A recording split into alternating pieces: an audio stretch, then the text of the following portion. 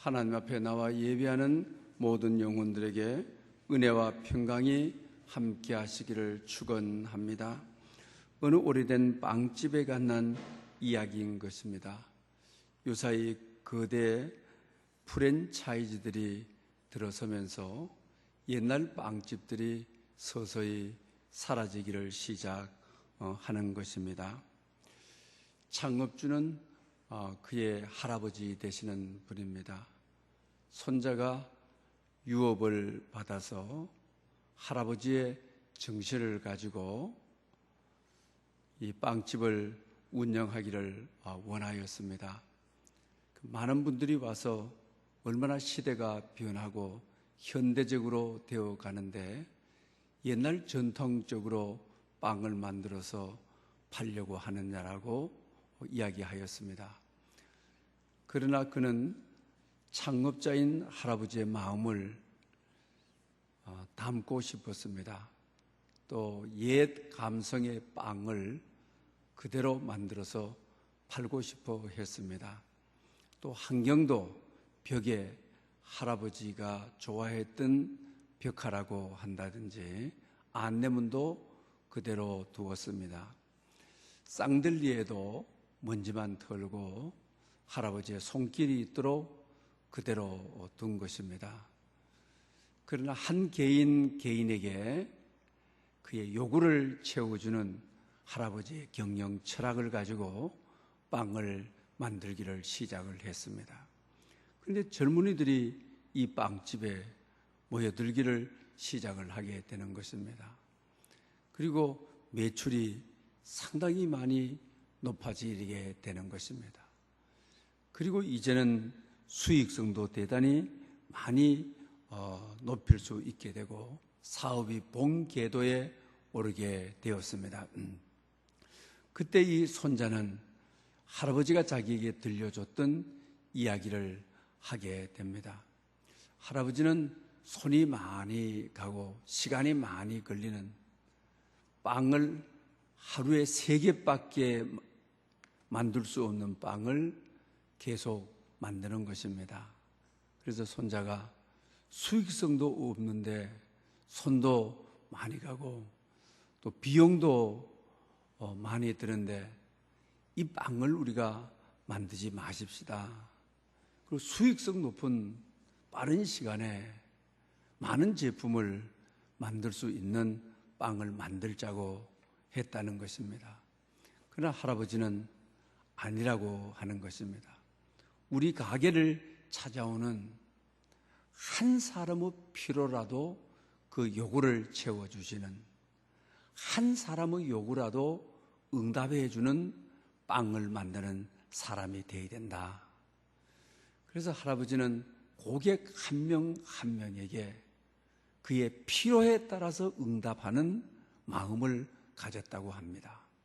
그래서 자기 자신도 고객들이 왔을 때 한 분의 한 분의 요구가 뭔지 필요가 뭔지 거기에 응답하는 할아버지의 경영 철학, 할아버지의 마음을 가지고 빵집을 운영했는데 빵집이 놀랍게 번영을 하고 하나님께서 많은 사람을 보내주셨다고 하는 것입니다. 이 할아버지의 마음이 오늘 본문에 하나님의 마음이라고 하는 것입니다.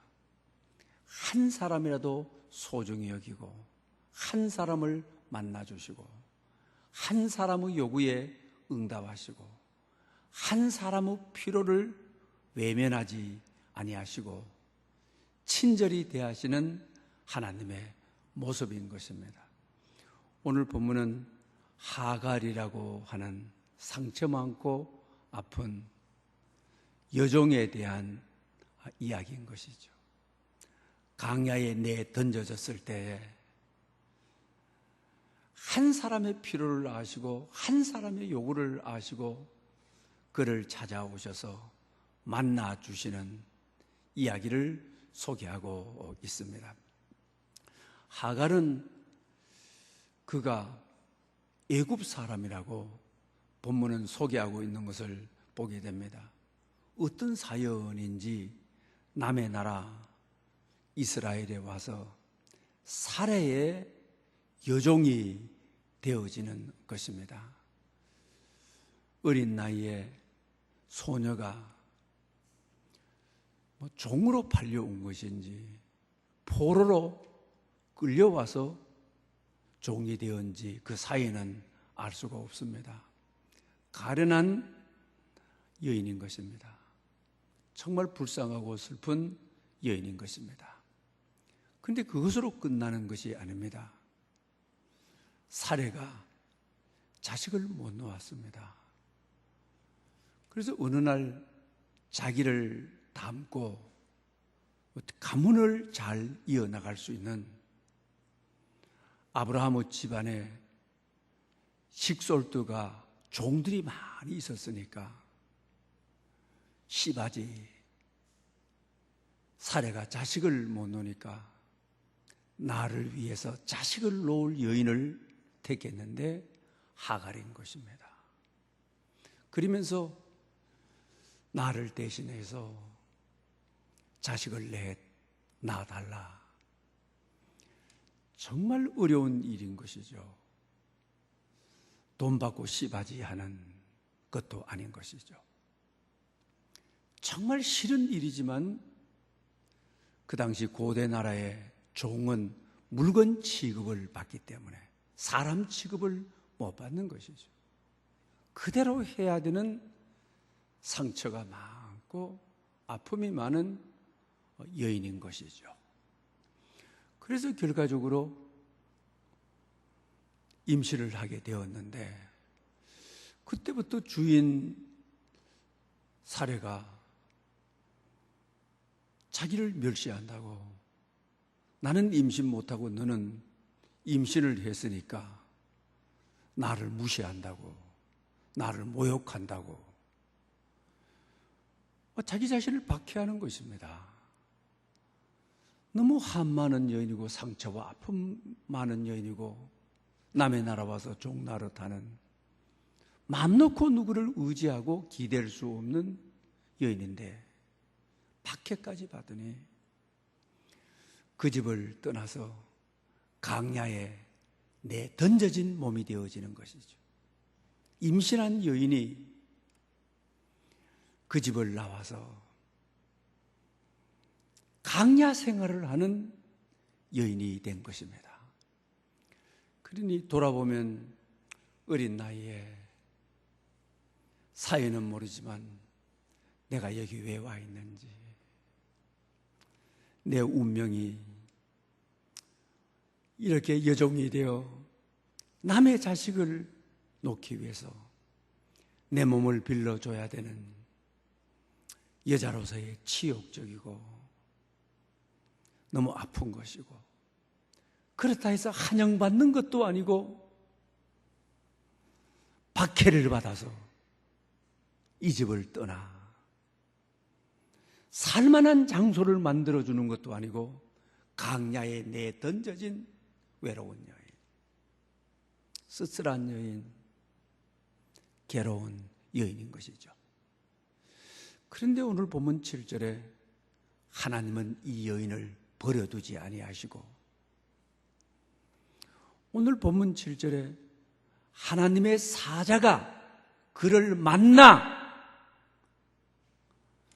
참 복음이죠. 버렸는 줄 알았는데 나를 살피시는 하나님, 내가 강야에 박해를 받아 외로운 밤을 보내야 되는, 무서운 밤을 보내야 되는, 절망의 밤을 보내야 되는, 나를 살피시고 나를 주목하시고 나 있는 이 강야를 아주 살펴주시고 하나님의 사자가 와서 그를 만나 자기를 만나주시는 것이죠. 그런데 오늘 이 본문에 이 만나라고 하는 말이 히브리 말로 마차라고 하는 말인 것입니다. 우연히 만났다는 말이 아니고 강야에 버려진 여인인데 외로운 여인인데 임신하고 더 무서운 것에 노출되면 안 되는 강야에 주저앉아 도망 나온 여인인데 하나님께서 그를 만나. 참 따뜻한 복음이죠. 따뜻한 은혜인 거죠. 하나님의 배려인 거죠. 하나님의 사랑인 것이죠. 하나님의 은총인 것이죠. 고대 나라의 종이 또 아브라함 집안이 부자였는데 종들이 얼마나 많아요. 뭐 여자종 하나 없어졌다고 뭐 찾아 나서고 뭐 밤에 등불을 켜고 뭐 헤매고 그럴 일이 없죠. 고대 나라는 종은 인간 취급하지 않고 물건 취급했는데 뭐 여인 하나, 여종 하나 없었다고 해서 뭐 난리 나거나 떠들썩하거나 그럴 일이 없는 것이죠. 그런데 하나님은 맞자의 하나님. 우연히 스쳐가다가 찾아와 준 것이 아니라 계획을 가지고 마음을 기울여 심혈을 기울여 하나님의 철저하고 구체적인 섭리를 가지고 너가 강야에 버려진 줄 알고 임신 가운데 외롭고 씨름하는 줄을 알고 하나님이 사자를 보내어 심혈을 기울이려 마음을 다하여 만나주는, 그리고 그의 이름을 불러주는, 그의 아픈 상처와 그의 아픔을 치유해주는, 그리고 앞으로 어떻게 살아야 될지 길을 가르쳐주는 맞자의 하나님. 오늘 이 예배라고 하는 것이 무엇인 것입니까? 한 주간 동안 살면서 강야에 버려진 것처럼 누구의 주목도 받지 못하고 찾아오는 사람도 없고 내 이름을 불러주는 사람도 없고 내 형편을 헤아리고 이해해 주는 사람이 없고 그런 심령을 가지고 하나님의 성전에 나왔을 때 맞자의 하나님께서는 오늘 우리를 내버려 두지 아니하시고 우리를 살피시는, 우리의 마음을 살피시는, 우리의 외로움을 살피시는, 우리의 절망을 살피시는, 강야에 내버려 둔 채로 너무 외롭다고 쓸쓸하다고 울고 있는 눈물을 닦아주시면서 찾아오셔서 우리를 마음을 다하여 대하시는, 심혈을 기울여서 우리를 대하시는 이 하나님을 만나는 것이 예배의 현장인 것이죠. 오늘 이 예배의 현장에 심혈을 기울여 우리를 찾아오시는 이 주님을 만나는 여러분들 될 수 있기를 바랍니다. 특히 우리가 추석 명절이 되게 되면 때로 외로울 때가 많이 있죠. 자식이 있고 아내가 있고 남편이 있고 그래도 텅 빈 들판에 홀로 서 있는 것 같은 외로움을 느낄 때가 우리 인생은 누구나게나 다 있죠. 오늘 하갈은 원인에 의해서 강야에 배회하다가 하나님이 너무나도 배회하는 사실을 알고 보살피시는 하나님께서 부엘 라에로이, 나를 살피시는 여호와 만나주신 것처럼 여러분 가정에, 여러분의 신앙적인 인격 속에 이런 하나님을 만나 상처가 치유되는 아픔이 치유되는 여러분들 될 수 있기를 바랍니다. 그리고 창세기 18장에 이 맞자라고 하는 말이 다시 한 번 더 쓰이게 되어지는데요. 소돔이 멸망할 때 의인 50명만 찾으면, 이 찾으면이라고 하는 말이 맞자라고 하는 말인 것이죠. 히브리 말로요. 그러면서 그들로 말미암아 온 지역을 용서하시리라. 의인 50명을 그냥 우연히 만나서 우연히 찾는 것이 아니라 심혈을 기울여 강야에 버림받아 외롭게 눈물 흘리고 있는 여인, 홀몸이 아니라 임신 중에 있는 여인, 그 눈물이 더 뜨거울 수밖에 없고 그 외로움이 더 깊을 수밖에 없는 여인인 것이죠. 외로움은 하나님을 만남으로, 맞자의 하나님을 만남으로 그분은 우리를 외롭게 버려두지 아니하시고 심혈을 기울여 찾아오는 구체적인 계획을 가지고 나에게 사랑을 베풀려고, 외로움을 해결해 주려고, 나의 상처와 아픔을 치유해 주시기 위하여 구체적으로 찾아오시는 그 주님을 예배 속에서 만나는, 이것이 살아있는 예배이죠. 은혜의 예배인 것이죠. 그래서 하갈은 버려진 줄 알았는데 하나님의 사자가 찾아왔으니 얼마나 은혜인 것입니까? 그뿐만 아니라 하나님이 찾아와 주시니 얼마나 자기를 배려해 주시는, 강야에 아무도 없는 줄 알았는데 임마누엘, 나와 함께 계시는, 내 곁에서 계시는, 날 사랑하기 위해서 강야에서 나의 가야 될 길을 가르쳐 주기 위해서 오신 주님을 만났으니 얼마나 은혜인 것입니까? 오늘 이 예배를 통하여 추석 명절에 여러분들에게 이런 은혜가 있으시기를 축복합니다. 그런데 찾아오셔서 그 다음에 오늘 본문의 말씀인 것입니다. 자기 이름을 불러주는 것이죠.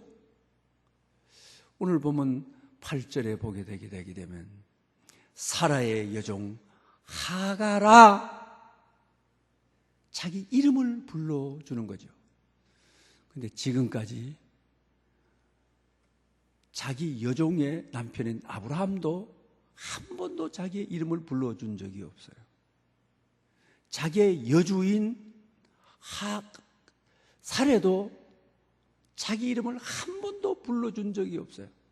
오늘 16장 다를 읽지 않았습니다만 2절에 보게 되게 되면 사례가 아브라함에게 부탁하는 말이 나오죠. 누구를 통해서 내 자식을 낳아야 될까?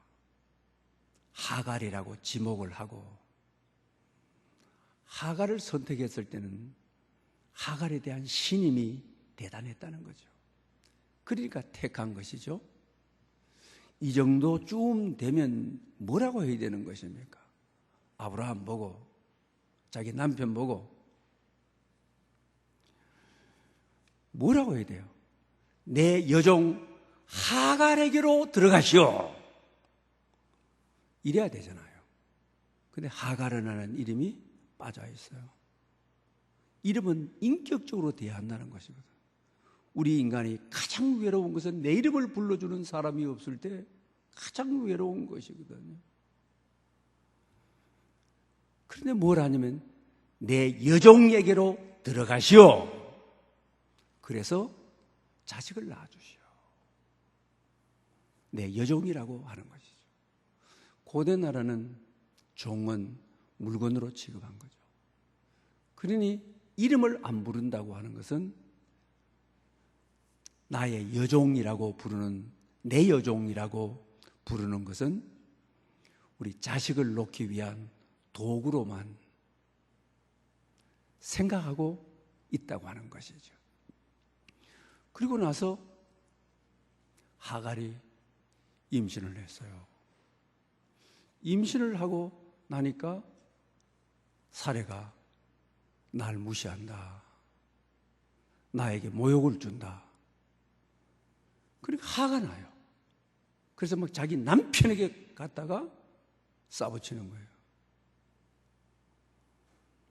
뭐라고 또 그러느냐면,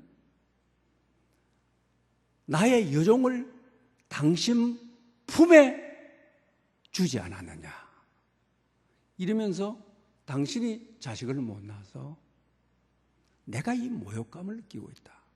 이 모욕은 내가 받아야 될 것이 아니라 당신이 받아야 된다.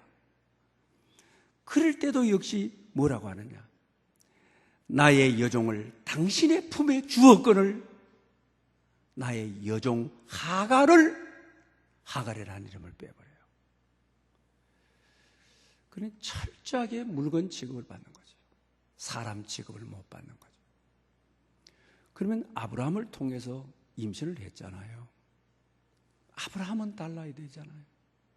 아브라함은 아버지가 될 사람이잖아요. 아내가 와서 자기에게 퍼부어대니까 그 다음에 하는 이야기가, 당신의 여종이 당신에게 속하여 있는데 당신을 모멸하면 당신이 처분하시오. 이때도 당신의 여종이라 그래요. 당신의 여종이 당신의 수중에 있다고 그래요. 자기의 아기를 임신했는데도 당신의 여종 하갈이라는 말을 빼버리는 거예요. 그런데 여기에 놀라운 반전이 있습니다. 놀라운 하나님의 역사가 있습니다. 하나님의 사자가 하갈을 만나서 오늘 보면 8절에 뭐라고 하는 거예요?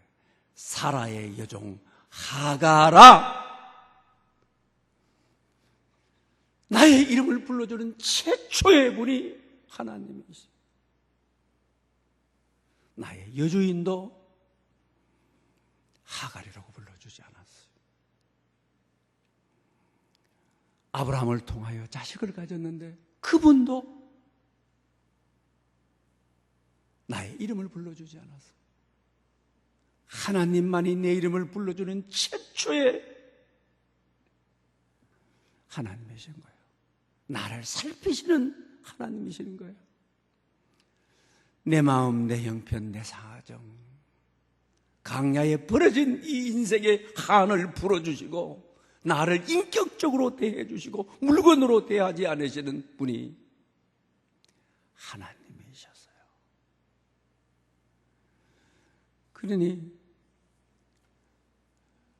우리 인생의 신앙의 묘미가 뭔 것입니까? 하나님을 인격적으로 만나는, 예배 속에서 하나님을 만나는, 오늘도 참 예배가 뭔 것입니까? 내 이름을 인격적으로 불러주시고 인격적으로 만나주시고 오셔서 심혈을 기울여 나를 찾아주시고 만져주시고 내 이름을 불러주시고 나의 상처와 아픔을 어루만져 주시고 그리고 미래에 가야 될 길까지도 밝혀주는, 오늘 이 예배를 통하여 여러분의 이름을 인격적으로 불러주시는 하나님을 만나 여러분의 상처와 아픔이 다 치유되고 여러분들의 가야 될 길이 밝혀지는, 행해야 될 일이 무엇인지를 알게 되는 그런 은혜가 있으시기를 축복합니다. 뉴욕대학의 에이미 레지렌스키라고 하는 여자 교수님이 계셨습니다. 2001년도 9.11 사태가 세계무역센터에서 일어나게 되죠. 가장 가까이서 경험을 하게 되어지는 것이죠. 비행기가 무역센터를 지나가는 충격을 주는 게 되는 것이죠. 그리고 이 사건이 일어나고 나서 학교에서 이제 제자들이 모여들고 이제 교수가 강의를 해야 되는데 강의할 힘을 다 잃어버리고 그냥 앉아 있는 것이죠. 제자들도 울고 있는 제자들이 있고 아무 말하지 않고 침묵만을 흐르게 되는 것이죠. 그때 교수님이 말을 던지게 됩니다. 우리도 언제 죽을지 모르는 인생이다. 그날이 우리는 아무도 모른다. 저 사건이 우리의 사건이 될 수도 있다. 그러면서 학생들에게 너희들은 공동체를 위해서 무슨 역할을 하고 있느냐, 또 주위의 사람들에게 유익이 되는 삶을 사느냐, 손해만 끼치고 살지 않느냐. 그렇다고 한다면 오늘 이 시대에 우리가 어떻게 살아야 되느냐, 이런 질문을 해가면서 이제 강의를 하게 되는데 학생들의 놀라운 변화를 가져오게 됩니다. 그러면서 학생들이 돈을 위해서, 명예를 위해서 사는 것이 아니라 그 이상의 근본적인 것이 있다고 하는 것을 추구하면서 살아가는 것이죠. 한 번밖에 주어지지 않는 이 인생을 의미 있게, 가치 있게 살아야 된다고 하는 답을 가지고 사는, 그리고 나서 학생들의 놀라운 변화를 그의 논문으로 발표를 하였습니다. 오늘 본문에도 하나님께서 하가라 이름만 불러주신 것이 아니죠. 내가 어디서 왔으며 어디로 가느냐, 인간의 가장 중요한 근본적인 문제를 던져주게 되는 것이죠.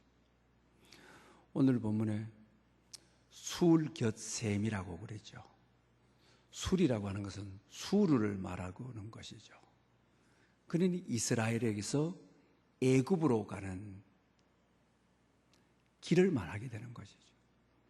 하갈이라고 하는 이 여인은 애굽에서 이스라엘의 여종으로 팔려왔는지 포로로 와 있는지 그 사이는 알지를 못하지만 자기 고향이 애굽인 것은 틀림이 없는 것이죠. 인생의 위기를 당해서 고향밖에 없다, 애굽으로 가야지. 그런데 하나님께서 하가라, 아주 자기 이름을 불러주는 사람, 자기를 알아주는 사람, 자기를 인격적으로 대해주는 사람,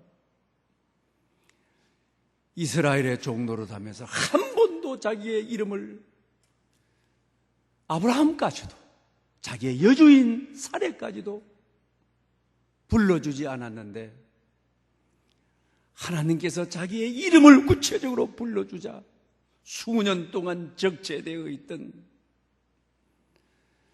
심령이 녹아내린 것 같은, 인생의 길이 뒤는 것 같은 그런 항모를 느끼는 거죠. 한이의 기쁨을 느끼는 것이죠. 그런데 하나님께서 어디서 왔으며 어디로 가느냐, 너 여주인에게 박해를 받았다 해서 다시 세상으로 돌아가느냐, 애굽으로 돌아가느냐, 다시 하나님 없는 세상으로 돌아가느냐, 어디로 가야 되느냐? 너 여주인에게로 다시 돌아가라.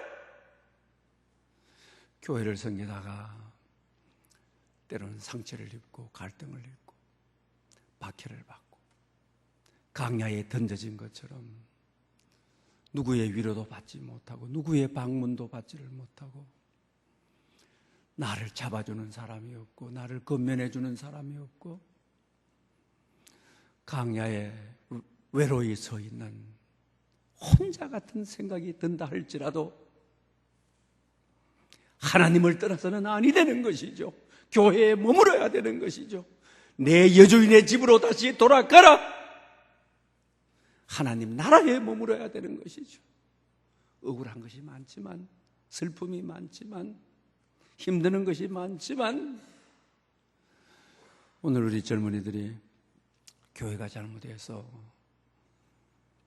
교회가 여러 가지 일로 젊은이에게 상처 주고 아픔 주고 교회를 다 떠나가 버리는, 오히려 캐토릭으로 다 돌아가 버리는 그 구체적인 통계도 나와 있는 것을 보게 되어지는 것이죠. 교회가 희망을 못 주고 교회가 이념적으로 하나님의 이념을 제대로 전하지를 못하고 젊은이에게 상처 주고 아픔 주고, 그랬다 할지라도 오늘 본문처럼 내 여주인에게로 돌아가라, 교회로 돌아가라, 우리가 이 음성을 듣고 살아가는 저희들이 돼야 되겠죠. 여러분, 어느 한 아버지가 아들이 목사가 된다고 해서 목사 안수식에 참여하게 되었습니다. 아주 경건하게 목사 안수식이 시행됩니다. 근데 찬송가를 부르는데 찬송가 94장 주 예수보다 더 귀한 것 없네. 네. 세상 즐거움 다 버리고 세상 자랑 다 버렸네. 이 찬양을 부르는데 옆에 있던 아버지가 목사 되면 좋다고 해서 옆에 와서 예배를 드는 아버지가 이 찬양을 부르는데 주저앉아서 펑펑 슬피 우는 것입니다.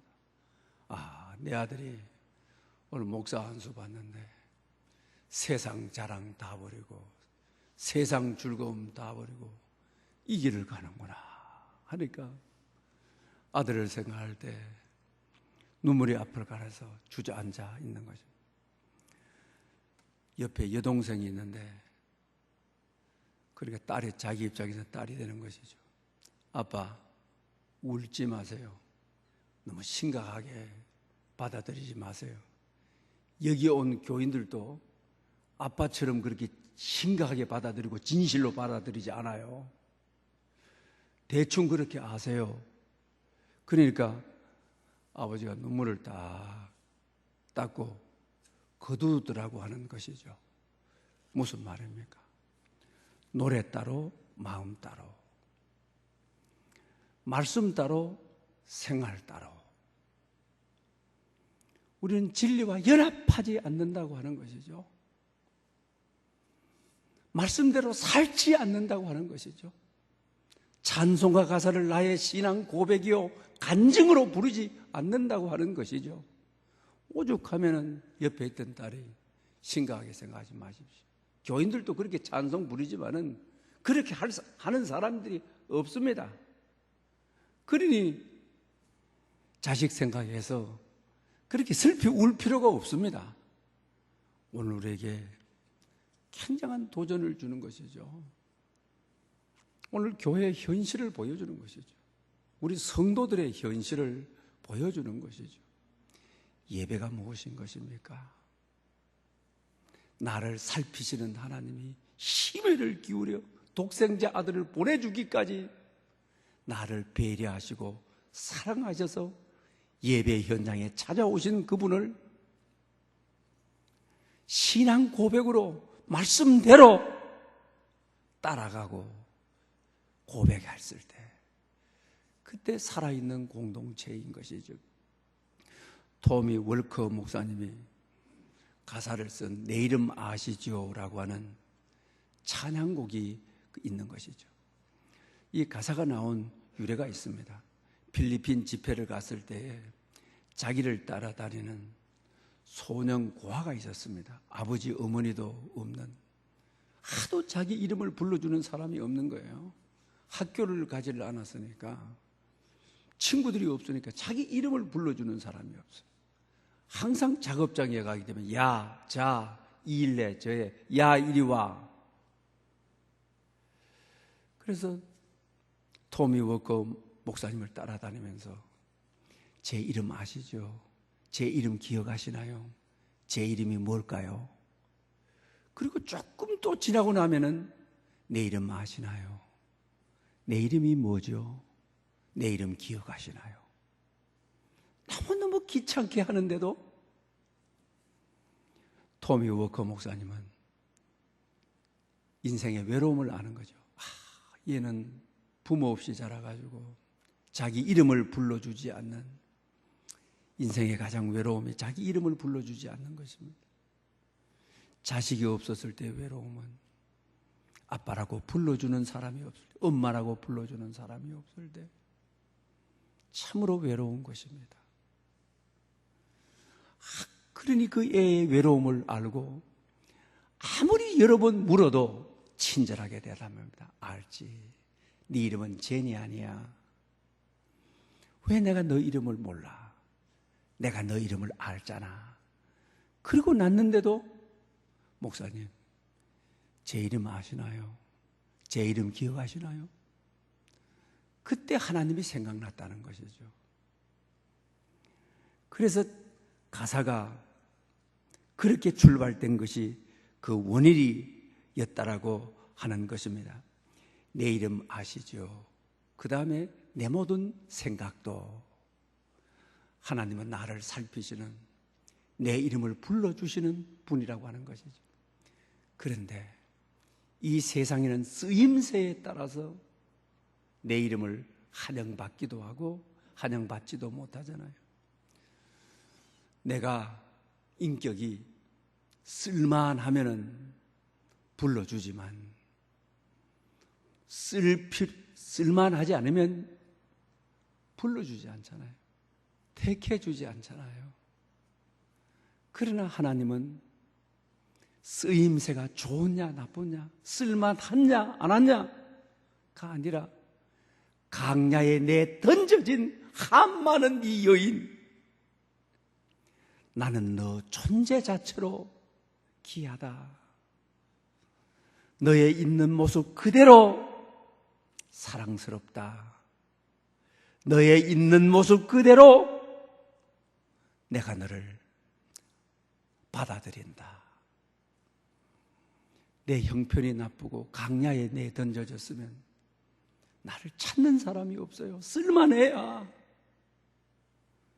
나를 찾아요. 나를 불러요.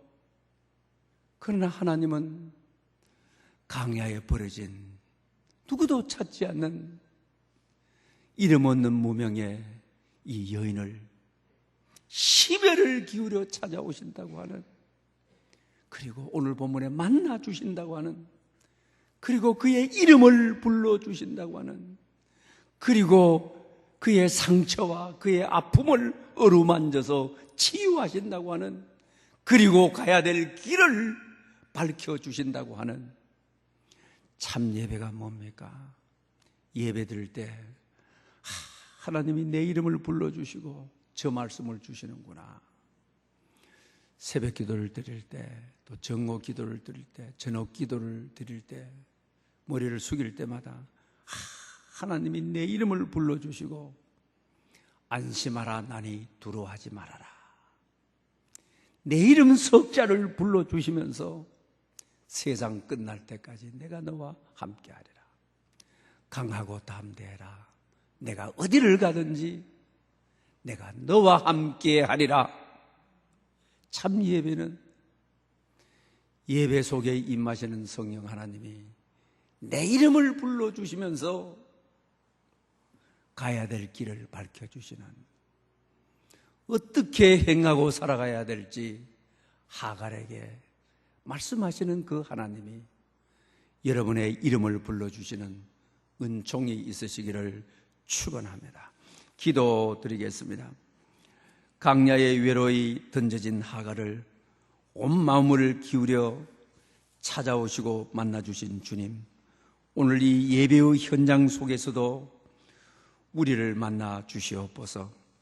하갈의 이름을 처음으로 부르신 주님, 우리의 이름을 부르시는 주님의 음성을 듣고 하나님의 배려와 사랑을 느끼게 해 주시옵소서. 강야 사막에서 만난 절망의 셈이 부엘라헤로이 나를 살피신 살아계신 자에게 속한 우물로 바뀌게 해 주시옵소서. 예수님을 믿는 우리도 이런 감격적인 변화를 경험하게 하옵소서. 예수님의 이름으로 기도드립니다. 아멘. 주신 말씀을 생각하면서